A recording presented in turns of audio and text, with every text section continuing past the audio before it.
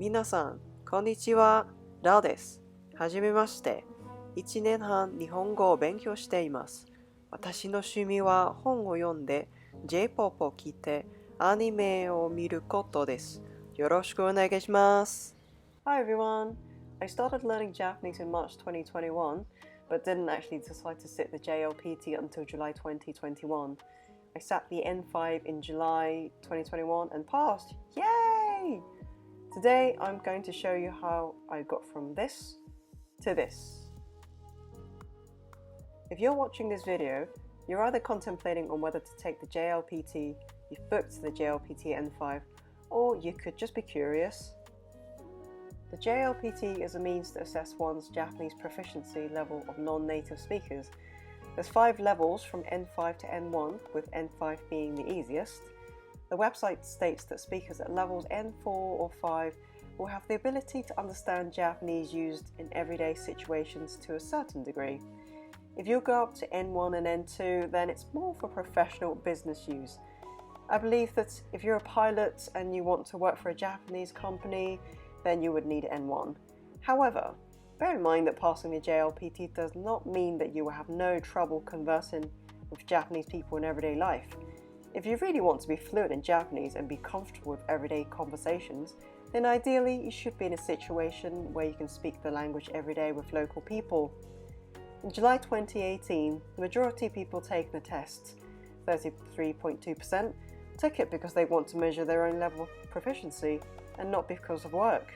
For me, sitting the N5 gave me something to work towards rather than studying mindlessly.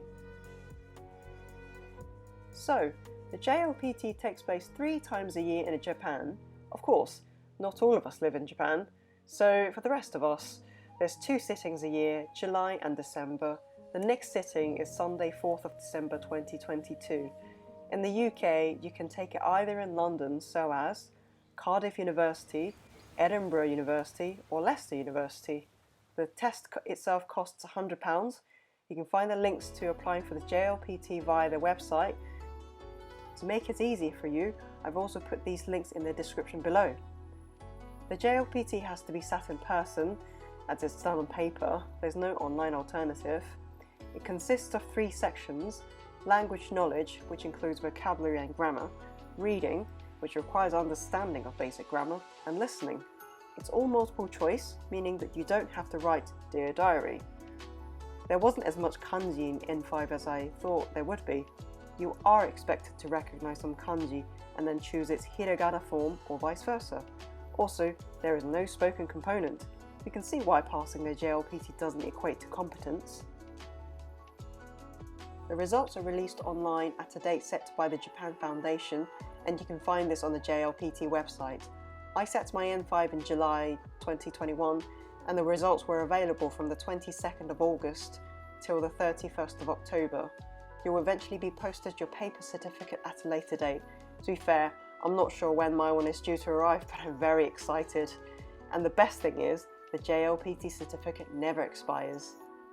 I started off with learning hiragana and katakana, and this is something I highly recommend because it will help you so much in the long run.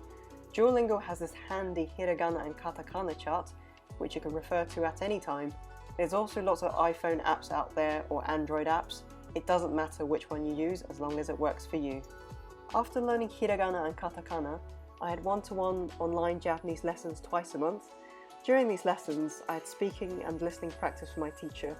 I could also troubleshoot areas that I didn't understand. Apart from lessons, I did a lot of self-study, making my way through MINNA no Nihongo and other books. Now, you're probably wondering what books I've used. There's quite a number of Japanese books for beginners, and it can be overwhelming. A lot of people start with either the MINNA no Nihongo series or the Genki series. I chose MINNA no Nihongo just because there's less English, and my teacher preferred it over Genki. Now, I'm not saying that the Genki series is inferior to MINNA no Nihongo, it's just a matter of which format you like. Foyles on Charing Cross Road in London or Japan Centre on Panton Street near London Chinatown both have a large collection of Japanese language books. Be sure to check out the books in person first. I personally bought all of my Japanese language books from Amazon Japan. It's cheaper, even with delivery costs, and they arrive within 1 week. It's amazing. Alright, back to my books. The MINNA no Nihongo is my main textbook. It has good vocabulary, grammar, reading and listening practice. The exercises may seem repetitive, especially at the start, but I found that repetition actually helped me. I used the textbook with this grammar book, which is in English. It explains the grammar used in the sentences with each chapter very clearly. I got through 1 to 2 chapters per month, which includes memorizing the vocabulary and grammar, as well as doing all of the exercises in the main textbook. And this workbook. You don't really need to buy this workbook, but I wanted more reading, vocabulary and grammar practice. As I progressed further into MINNA no Nihongo, the sentence structures got longer and more complex. I just wanted more practice with writing and reading. So I went and bought another workbook. There's 25 chapters in this MINNA no Nihongo. When I sat the N5, I got up to chapter 19 and felt generally okay during the test. Moving on to kanji. Just because I've said there's not much kanji as I'd expected in N5, it doesn't mean that you should neglect kanji. It's something that can take a while to pick up, seeing as there seems to be many ways to say a certain kanji. For the N5, you will be expected to recognize some kanji and how it's written in hiragana. You can find a list of N5 kanji online. You won't be asked to write a kanji from scratch. I used practical kanji. This covers vocabulary quite nicely with writing and listening practice, and it tells you the N level for each kanji. Neat, right? There's 23 chapters in total. I only got up to chapter 9, which is not all of the N5 kanji. I learnt the rest in another book, which I will talk about later. This is the Nihongo Bunpo SOMATOME Pointo 20. It is hard because it is 99% in Japanese.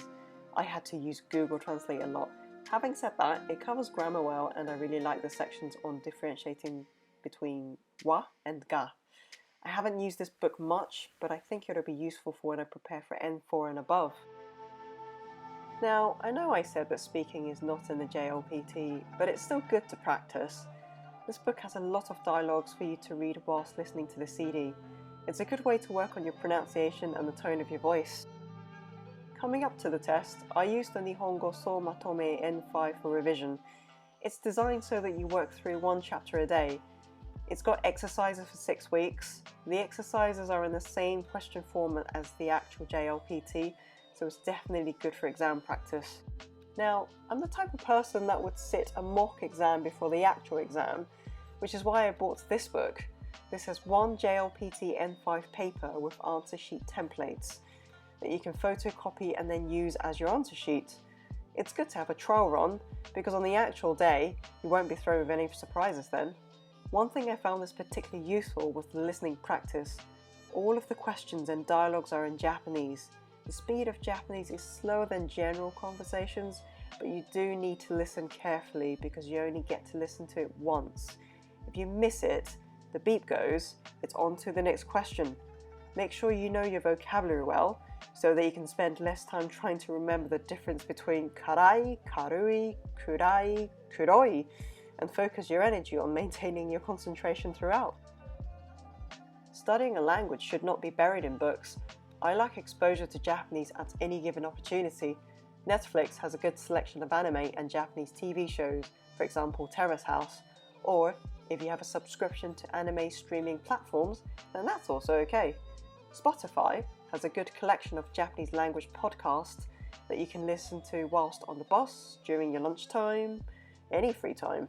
I haven't listened to much podcast whilst preparing for the N5, but this is something I'll be using more from now on. Duolingo is good fun. It's also very handy for when you're out and about and don't have your books with you. However, I stopped using it when I started using MINNA no Nihongo, just because I found it's too simple. You may have noticed that Duolingo uses dewa arimasen. This isn't wrong, but it's also not commonly used because it's used in formal settings. Janai desu is generally used instead. Jisho is a very good Japanese dictionary. It's available online or as an Android app. If you use an iPhone, then I recommend Imawa. I take what Google Translate pumps out with a pinch of salt. I usually use it to confirm what I think is the meaning of a sentence, or I use it to translate something I have no idea what it's about. For example, Japanese websites. You can also find free Japanese ebooks to read online. I use NIHONGO Tadoku. I've previously joined an online Japanese language exchange event, which used Tadoku. Go check it out! Japanese Studygrams on Instagram are a good place to find tips for the JLPT, or just Japanese in general. You may also find others blogging about their Japanese journey. My link's in the description. Go check it out! And just for fun, Uniqlo has free magazines with Japanese text next to English text. I may not be able to read or understand a lot, but it's nice to get out of the textbook trap.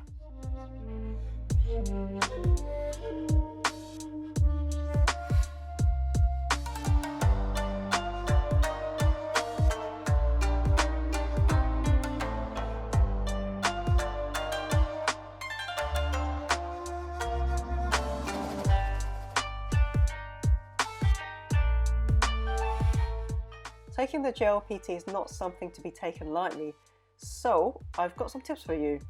Number 1, make a study plan and try to stick to it. Be realistic. Try to study a bit every day and make it a habit. It can be as little as 30 minutes per day. Once you get into the habit, you can slowly build up the amount of time you're studying per day. If you're busy with other stuff, then go back to 30 minutes. Remember, consistency is key. Just don't leave it for too long because you'll eventually lose motivation. And remember, learning a language should be fun. Number 2, you don't have to, but if you can, find some online classes or a teacher. Having regular classes, even if it's only once or twice a month, should give you some kind of structure or mini targets to work towards too. Plus, it's nice to be able to ask someone to clarify certain grammar points, sentence structures and particles. Oh my god, particles. Yes, particles. It can be confusing when to use what. Number 3, listening practice is so important. Textbooks usually come with a CD, so make sure you practice. Number 4, practice. Do as many of the exercises in your textbook as possible. It may seem tedious, especially when you first start. If you can answer the questions without thinking too much about it, then it'll help you when you move on to more advanced Japanese. Number 5, do a mock test with exam conditions and timings. You can buy the official JLPT workbooks, and you can also find some sample questions on the JLPT website.